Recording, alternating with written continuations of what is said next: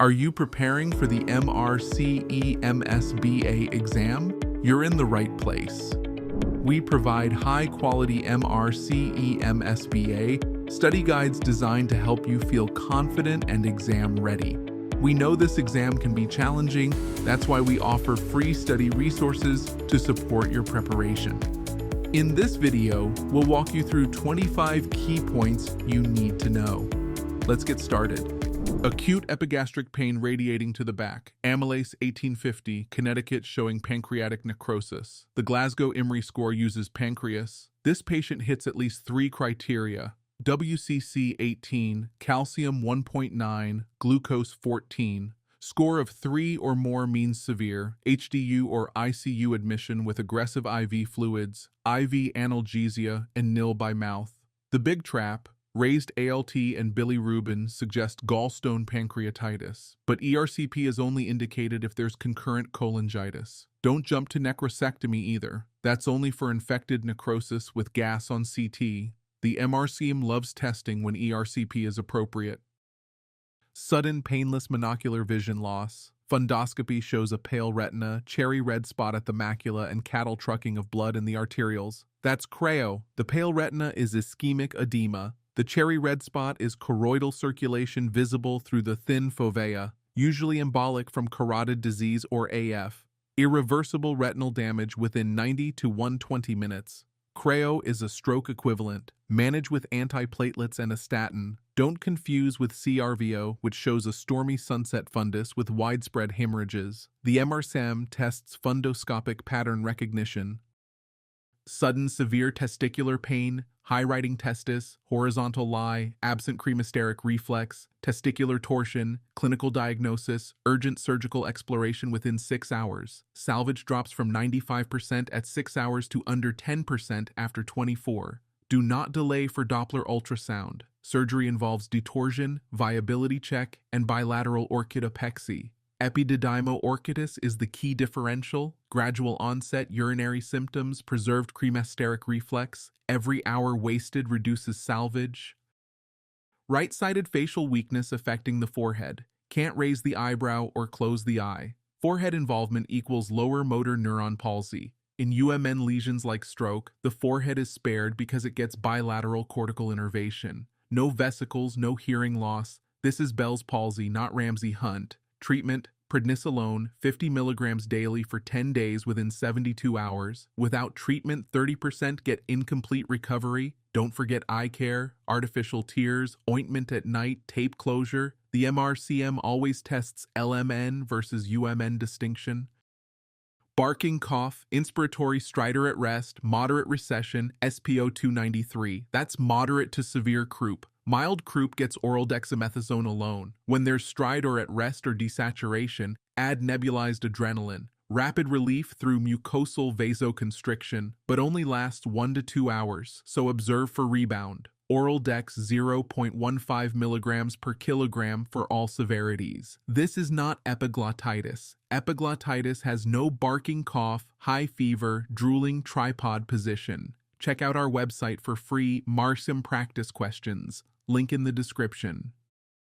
ST elevation in 2, 3, AVF with reciprocal changes. V4, R confirms right ventricular involvement. The RV becomes preload dependent. Avoid anything that reduces preload. No IV nitrates, no excess morphine, no diuretics. If hypotensive, give IV fluid boluses. Definitive treatment is primary PCI within 120 minutes. The bradycardia is common. RCA supplies the SA node. The MRCEM tests what to avoid in RV infarction. Non-blanching petechial rash, meningism, septic shock, DAC. Give IV ceftriaxone 2 grams immediately. Do not delay for LP, Connecticut, or blood cultures. LP is contraindicated here. Reduced GCS, shock, coagulopathy. Give IV dexamethasone with the first antibiotic dose. Aggressive fluid resuscitation and critical care referral. Benzylpenicillin is pre-hospital. Ceftriaxone is first line in hospital. Close contacts need ciprofloxacin. The principle, antibiotics first, investigation second. 25 grams of paracetamol level 150 at 8 hours. The current single treatment line starts at 100 at 4 hours. At 8 hours, that's about 50. This patient is well above. Start IV NAC using the SNAP 2-bag protocol. Bag 100 milligrams per kilogram over 2 hours. Bag 200 milligrams per kilogram over 10 hours. The old 200 line was abolished in 2012. Normal ALT at 8 hours means nothing. Liver damage shows at 24 to 72 hours. Charcoal is useless beyond 1 hour. Lewy body dementia patient, acutely confused with visual hallucinations, recently started oxycodone, has a UTI, multifactorial delirium. The critical point, Lewy body patients have fatal sensitivity to antipsychotics, haloperidol, and atypical agents like olanzapine. They develop irreversible Parkinsonism and NMS-like features. NICE explicitly warns against this. Treat the precipitants, antibiotics for UTI, reduce opioids, correct hyponatremia. If sedation absolutely necessary, very low-dose lorazepam only. Swollen calf, long-haul flight, active cancer, Wells score 4, DVT likely. When Wells is 2 or more, arrange ultrasound within 4 hours and start interim anticoagulation. D-dimer is only for DVT, unlikely scores of 1 or less. For cancer-associated DVT, DOAX or LMWH are preferred over warfarin. Compression stockings, SOX trial showed no benefit. NICE dropped them. Free MRCEM practice questions on our website, link in the description. 6-year-old with periorbital swelling, frothy urine, protein 4+, blood negative, albumin 14, cholesterol 9.8, classic nephrotic triad, heavy proteinuria, hypoalbuminemia, and edema, plus hypercholesterolemia. In children 1 to 10, 80% is minimal change disease. Responds to prednisolone, no biopsy needed in a typical presentation. Key distinction, nephritic syndrome has hematuria and hypertension. Nephrotic has proteinuria with no blood. Complications include hypovolemia, infection, and thromboembolism. Seizures persisting after 2 doses of IV lorazepam, that's established status epilepticus. The protocol, step 1 is lorazepam, max 2 doses. Step 2 is IV phenytoin 20 mg per kilogram or levetiracetam if contraindicated. Step 3 is refractory SE, general anesthesia, and ICU. Don't give a third lorazepam, cumulative respiratory depression without better seizure control. Don't skip to GA without trying a second-line agent. New seizures plus 2 weeks of headaches, always think structural cause. Tearing interscapular pain, BP discrepancy between arms, new diastolic murmur, widened mediastinum, type A aortic dissection, IV labetalol targeting heart rate below 60 and systolic 100 to 120. Never GTN without a beta blocker. Reflex tachycardia increases shear stress. Confirm with CT aortography. Surgical emergency. Mortality 1 to 2% per hour without surgery. Critically, no antiplatelets or anticoagulants. They promote false lumen hemorrhage. Always consider dissection before treating as ACS. Punch to the eye, diplopia on upgaze, cheek numbness, and ophthalmos. CT shows orbital floor fracture with inferior rectus herniation. The urgent finding is muscle entrapment, restriction of upgaze that risks permanent diplopia if not repaired within 24 to 48 hours. In children, trapdoor fractures cause oculocardiac reflex, same-day surgery. Infraorbital nerve damage causes cheek numbness. Tell the patient, do not blow your nose, prevents orbital emphysema. Free MRCEM practice questions on our website, link in the description. Ascending weakness after gastroenteritis, airflexia, glove and stocking sensory loss, GBS. The most critical parameter is serial FVC. Respiratory failure kills 25 to 30%. 20-30-40 rule, intubate if FVC under 20 mL per kilogram, inspiratory pressure under 30, expiratory under 40, measure every 4 to 6 hours. The trend matters most. Treatment, IVIG or plasma exchange. Steroids don't work in GBS, not transverse myelitis, that has hyperreflexia, not myasthenia, that has fatigable weakness with preserved reflexes.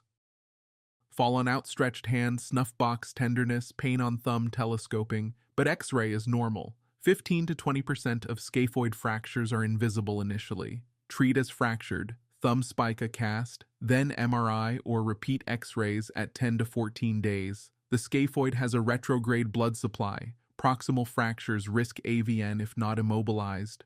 A normal X-ray does not exclude a fracture. Never discharge with just a support bandage. Central pain migrating to the RIF, positive Rovsing's and Soaz signs, raised WCC and CRP, textbook appendicitis. Current guidelines, CT abdomen with IV contrast before surgery in adults, sensitivity and specificity both over 95%. This reduces negative appendicectomy rate from 15 to 20% down to under 5. Ultrasound first in children and pregnant women. Once confirmed, laparoscopic appendicectomy within 24 hours. Clinical diagnosis alone is no longer sufficient. COPD patient type 2 respiratory failure, pH 7.28 on air. After 30 minutes of controlled oxygen, pH worsens to 7.25. That's the NIV trigger, pH 7.25 to 7.35 despite optimal treatment. BiPAP starting IPAP 12, EPAP 4, titrate up. Don't increase oxygen to 60%, that worsens CO2 retention. Don't skip to intubation. NIV works 80% of the time. Don't wait and repeat ABG in 2 hours. The patient is deteriorating now. DKA with potassium 5.8. Looks high, but total body potassium is always depleted. Once insulin starts, K drops rapidly as it's driven intracellularly. JBDS protocol, K above 5.5. No KCL, recheck hourly. K 3.5 to 5.5. Add 40 millimoles per liter, K below 3.5. Senior review, delay insulin until above 3.5. Hypokalemia during DKA treatment causes fatal arrhythmias. Anticipate the drop. Free MRCEM practice questions on our website, link in the description. 80-year-old fall, shortened externally rotated leg, displaced intracapsular fracture, Garden 4. Displaced intracapsular in the elderly means arthroplasty, not fixation. AVN and non-union rates are 30 to 40% with screws. If independently mobile and cognitively intact, total hip replacement. Otherwise, cemented hemiarthroplasty. DHS is for extracapsular fractures only. Surgery within 36 hours. Conservative management has up to 50% one-year mortality. Facial burns, singed nasal hairs, progressive hoarseness, carbonaceous sputum, oral mucosal burns. 45% TBSA. The hoarseness is laryngeal edema. It only gets worse over 12 to 24 hours. Intubate early before the airway is lost. Once complete obstruction develops, intubation may be impossible. Nebulized adrenaline is temporary and gives false reassurance. After intubation, 100% oxygen for CO poisoning. IV fluids via Parkland formula, 4 mL times weight times TBSA percent.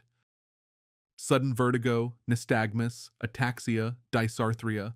Hintz exam is more sensitive than early MRI for posterior fossa strokes. Central dangerous pattern, normal head impulse test, direction changing nystagmus, skew deviation.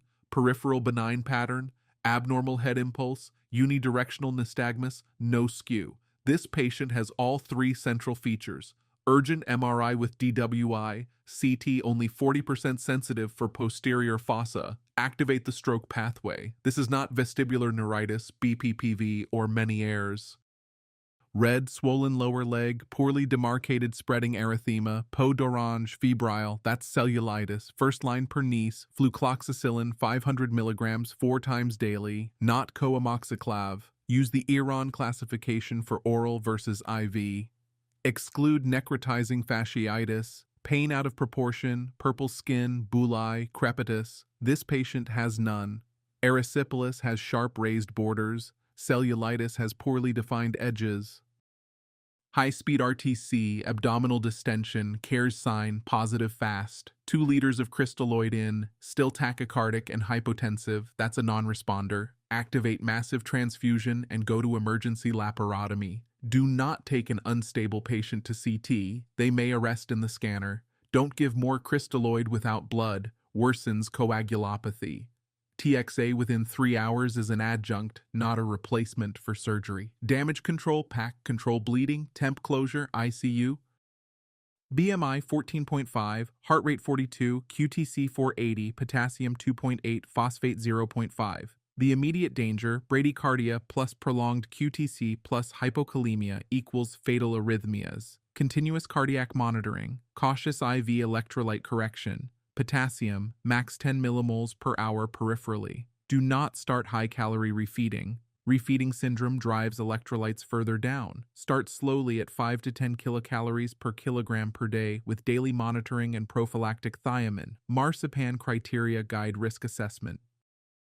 All 25 set 6 topics covered. Now test yourself. Grab the free MRCEM practice questions from our website. Link in the description. You've got this. That's all 25 key points covered. To access the full MRCEM SBA practice exam and unlock more study resources, visit the link in the description below. Thanks for studying with us, and we'll see you in the next video.